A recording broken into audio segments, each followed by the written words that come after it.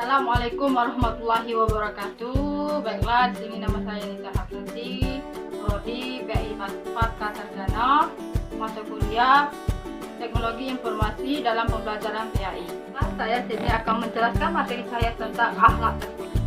Di sini yang pertama yaitu perilaku terpuji.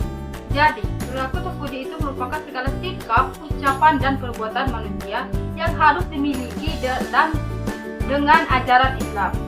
Setiap manusia harus memiliki perilaku terpuji karena perilaku terpuji itu adalah cermin diri kita sendiri. Kendati pun manusia itu menilai baik, namun apabila tidak sesuai dengan agama Islam, maka hal itu tetap tidak baik. Sebaliknya, walaupun manusia itu menilai kurang baik, apabila manusia mengatakan tidak, maka hal itu tetap tidak baik. Orang baik akhlaknya tentunya di dalam pergaulan sehari akan senantiasa dicintai sesama dan tentunya mereka kelak di hari kiamat akan masuk surga bersama dengan Nabi Sallallahu Alaihi Wasallam. Sebagaimana beliau bersabda hadisnya yang artinya, sesungguhnya orang yang paling aku cintai di antara kalian dan orang yang paling dekat tempatnya dariku pada hari kiamat adalah orang yang paling baik budi pekertinya di antara kalian. Jadi fakta yang banyak, pangkat yang tinggi, atau dimilikinya beberapa gelar keserjanaan tak mampu mengangkat derajat manusia tanpa dimilikinya akhlak terpuji. Alangkah indahnya ajaran Islam yang memerintahkan untuk berakhlak karimah.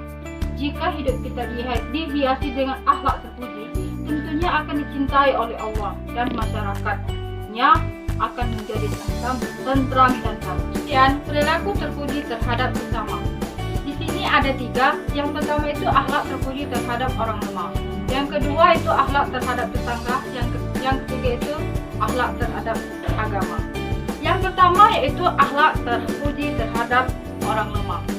Di dalam menghidupi kehidupan di dunia ini, Allah telah memberikan kepada semua manusia berupa panca indera, akal, dan sebagainya. Namun di antara manusia yang tidak dapat memanfaatkan karunia-Nya dari Allah dengan sempurna karena beberapa sebab. Ada yang disebabkan lanjut usia, cacat, maupun lumpuh. Yang kedua yaitu terhadap tetangga. Tetangga adalah orang yang terdekat dengan kita. Dekat bukan karena pertalian saudaraan ataupun pertalian darah, bahkan mungkin tidak seagama dengan kita. Jadi kita harus berakhlak baik dengan tetangga. Yang selanjutnya yaitu yang ketiga. Jadi akhlak terhadap orang yang berbeda agama. Agama Islam adalah agama perdamaian. Artinya Islam melarang umatnya mencari lawan, karena mencari lawan merupakan perbuatan yang tercela yang dilarang oleh agama. Selanjutnya akhlak terpuji kepada Allah. Jadi pengertian akhlak terpuji kepada Allah adalah itu disebut juga akhlak mahmudah. Islam mengatakan berakhlak terpuji tidak hanya berhubungan dengan sesama manusia, tetapi juga terhadap Allah Subhanahu wa Ta'ala sebagai zat yang maha pencipta. Akhlak terpuji kepada Allah adalah suatu sikap atau perilaku terpuji yang hanya ditunjukkan kepada Allah Subhanahu wa Ta'ala. Di sini ada macam-macam akhlak terpuji kepada Allah. Yang pertama itu ikhlas, yang kedua itu taat. Yang pertama itu ikhlas. Jadi, melakukan atau mengerjakan sesuatu pekerjaan semata-mata hanya karena Allah Subhanahu wa Ta'ala. Adapun dampak positif dari perbuatan ikhlas, yang pertama itu memperoleh pahala yang besar dari Allah Subhanahu wa Ta'ala. Yang kedua itu memperoleh kepuasan batin. Yang ketiga itu merasa lebih dekat dengan Allah karena amalnya diterima oleh Allah Subhanahu wa Ta'ala. Nah, sekarang yang kedua yaitu taat. Dalam berakhlak terpuji kepada Allah, ialah tunduk, patuh, dan setia kepada Allah Subhanahu wa Ta'ala dan Rasulnya, baik dalam bentuk pelaksanaannya perintah maupun meninggalkan larangannya.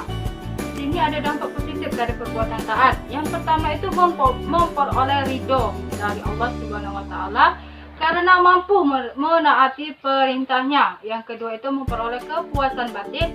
Yang ketiga yaitu memperoleh kemenangan dan keberuntungan yang besar yang sesuai firman Allah Subhanahu wa Ta'ala dalam Quran surat An-Nisa ayat 13 yang artinya, Barang siapa yang taat kepada Allah Subhanahu wa taala dan Rasulnya, niscaya Allah memasukkannya ke dalam surga yang mengalir di dalam sungai-sungai.